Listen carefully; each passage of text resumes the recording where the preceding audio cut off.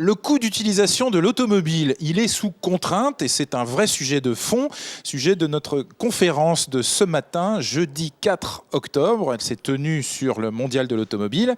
Je suis avec Pierre-Louis Debar, vous êtes directeur analyse et statistique au comité des constructeurs français d'automobiles. Bonjour. Bonjour. Et Flavien Neuvy, responsable de l'Observatoire CTLM de l'automobile, groupe BNP Paribas Personal Finance. Bonjour Flavien. Bonjour. Alors ce budget de l'automobiliste, il est en moyenne d'un peu plus de 7 600 € pour un véhicule diesel acheté neuf, type Peugeot 308 ou Renault Mégane diesel. Bon. Il est en hausse ce budget et à l'intérieur du budget global des ménages, on peut dire qu'il est sous contrainte, Pierre-Louis Debar. Alors moi, j'identifie 4 contraintes. Tout d'abord, des contraintes globales, des contraintes de revenus aujourd'hui parce que la croissance économique n'est plus là, des croissances liées à l'endettement du passé parce qu'au cours des 10 dernières années, il y a eu beaucoup de crédits à l'habitat, etc. Il faut rembourser tout cela. Le logement a monté très fort. Voilà, la part du logement, en gros, a pris 3 points dans les coefficients budgétaires des ménages.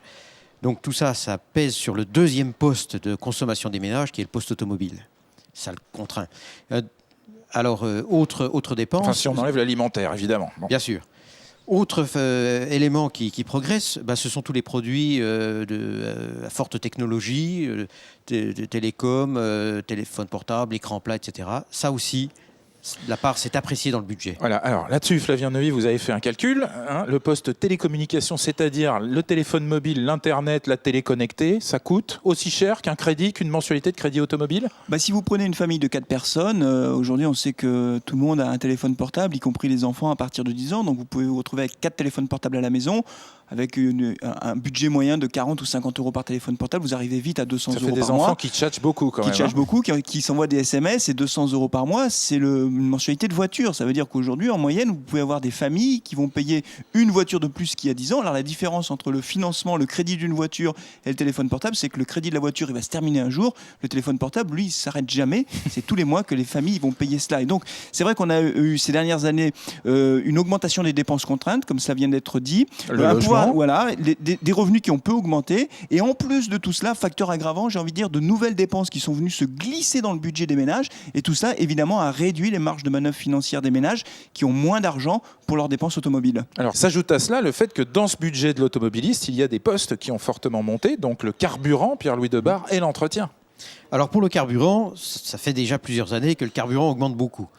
Et les automobilistes ont trouvé la parade, en passant au gazole, qui permet de réduire les coûts. Donc en moyenne, la mutation du parc avec de plus en plus de véhicules diesel et de plus en plus de kilométrage fait avec du diesel a permis de contenir le coût kilométrique moyen, le coût de la mobilité. C'était avant, parce qu'aujourd'hui, la fiscalité sur le diesel va rattraper celle de l'essence. Oui, c'est écrit quasiment.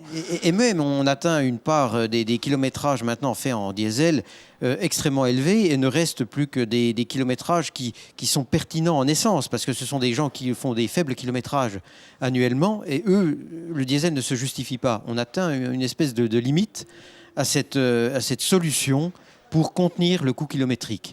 Flavien Neuvy, la hausse du prix du carburant, je crois que c'est aux alentours de 30% en diesel sur 2 ans et puis 25% en essence, ce qui est absolument énorme. Bon. Carburant plus entretien égale, finalement, on dépense beaucoup pour le coût d'utilisation et on a du mal à renouveler sa voiture. Oui, c'est ça, c'est-à-dire que les ménages, si vous voulez, qui font face à ces augmentations successives des coûts d'utilisation de leur voiture, qui ont encore une fois un pouvoir d'achat sous tension, n'ont pas d'autre choix que d'arbitrer là où ils peuvent le faire, et ils le font sur les achats de voitures, et c'est pour ça que les ventes de véhicules neufs aux particuliers sont en baisse. Peu de ménages achètent une voiture neuve. Je rappelle que cette année, on aura environ 4% des ménages français qui achèteront une voiture neuve, ce qui est extrêmement faible. Ça fait 1 million. On sera à peu près à 1 million, 1,50 million, ce qui est très faible. De particuliers. Oui, de particuliers, absolument. Les immatriculations totales, c'est un peu moins de 2 millions. Voilà, et donc le reste, c'est des ventes aux sociétés. Et donc, on a très peu de ménages qui achètent des voitures parce qu'ils n'ont plus les moyens, finalement, de s'offrir des voitures au prix qui sont proposés aujourd'hui. Mais est-ce que c'est à cause de la dérive des coûts d'utilisation ? Pas seulement, ça l'explique en partie. Vous savez, aujourd'hui, les temps sont quand même difficiles. On est en période de crise économique, il y a beaucoup d'incertitudes, beaucoup d'inquiétudes. Le moral des ménages reste faible, peu de visibilité. Donc, les gens qui achètent une voiture sont des gens qui ont déjà une voiture. Et donc, ils se posent la question de savoir si c'est le moment de changer leur voiture.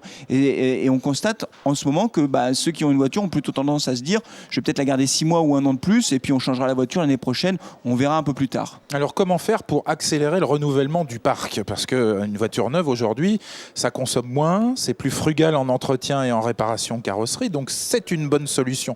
Comment faire ? On sort de 2 années de prime à la casse. Aujourd'hui, est-ce qu'on a épuisé toutes les solutions ? Pierre-Louis Debarre. Alors, pour contenir le prix, pour compléter ce que disait Flavien, pour contenir le prix d'achat des véhicules neufs, on est passé aussi à l'occasion, puisque 5 voitures... Ça, c'est une solution, je 5 dirais, voitures sur 10 de rationalité. dans le parc étaient achetées d'occasion avant. Maintenant, c'est 6 sur 10. Donc, il y a déjà eu également un transfert pour limiter l'impact de la hausse des coûts des voitures neuves. Et maintenant, on a eu la chance d'avoir des primes à la casse, d'avoir des bonus-malus qui ont quand même stimulé la demande quand on voit ce qui s'est passé dans les autres pays européens. Et puis aujourd'hui, ça descend parce qu'on est toujours dans cette problématique. On est un peu dans une nouvelle limite. On a atteint et donc les solutions, pour moi, elles viendront de l'intérieur. Elles viendront de l'industrie automobile elle-même. Elle-même, voilà. Parce que et pas des pouvoirs publics. Elle va trouver des produits adaptés, à la fois en matière de véhicules automobiles. On a une solution de véhicules à plus bas coût. Beaucoup de constructeurs ont des offres maintenant en dessous de 10 000 euros. Vous trouvez quand même pas mal de véhicules. Et puis, dans l'entretien, on commence à voir aussi l'apparition de forfaits, de gammes de réparation diversifiées. Ouais. Je cite Motrio, je cite Eurorépar, etc., qui proposent des coûts moins élevés.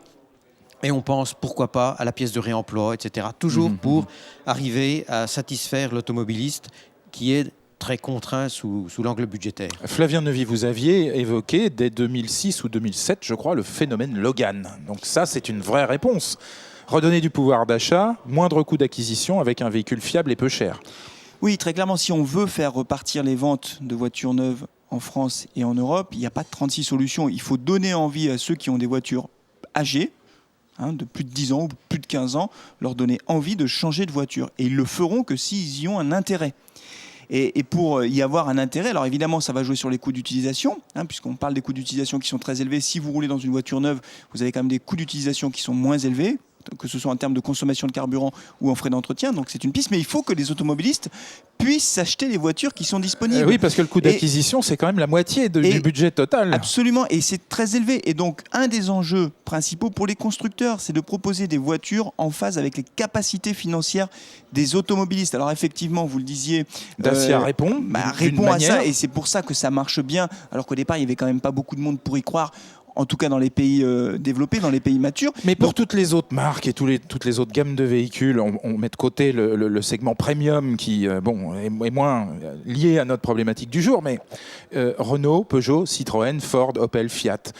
On a l'impression que la religion, c'est toujours rajouter des innovations technologiques, vendre plus cher. C'est une fausse piste aujourd'hui. Je comprends cette logique parce que les constructeurs, en mettant plus d'options, plus d'équipements électroniques, font plus de marge. Une voiture suréquipée, c'est une voiture qui est mieux margée. Donc ils ont eu naturellement tendance à aller dans ce sens-là. Est-ce que ça répond totalement aux attentes de l'automobiliste ? Non, bien sûr que non, parce que les automobilistes... Les impacts de la réglementation. Oui, bien sûr. Oui, alors ça, c'est sécurité, bien sûr. Sécurité, environnement. Oui, mais radar de recul, GPS, frein électrique, frein à main électrique, c'est pas la réglementation qui l'impose. C'est-à-dire que les constructeurs ont une tendance naturelle à en rajouter parce que derrière, c'est des voitures mieux margées. L'automobiliste... Ça, vous dites qu'il faut revenir en arrière ? En tout cas, ça ne répond pas à toutes les attentes des automobilistes. Ils sont 55% à nous dire que pour avoir une voiture moins chère, ils sont prêts à faire des sacrifices sur ces équipements-là. Plus d'un sur deux. Nous dit, j'ai pas besoin de tout ça. Donc il faut des voitures essentielles, en quelque sorte. On a même eu des témoignages d'automobilistes achetant des voitures avec beaucoup d'électronique à bord, nous expliquant qu'ils ne savaient pas trop comment utiliser toute cette électronique, qu'ils étaient un peu perdus.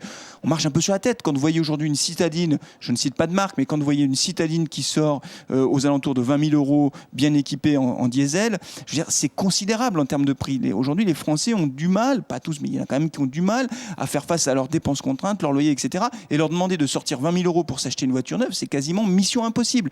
Donc si l'industrie automobile veut repartir durablement de l'avant, il va falloir qu'elle intègre que pour vendre vendre plus de voitures, il faudra vendre des voitures moins chères. Oui, et on dira qu'il y a 1 400 000 visiteurs sur chaque mondial et que ce ne sont pas seulement des rêveurs.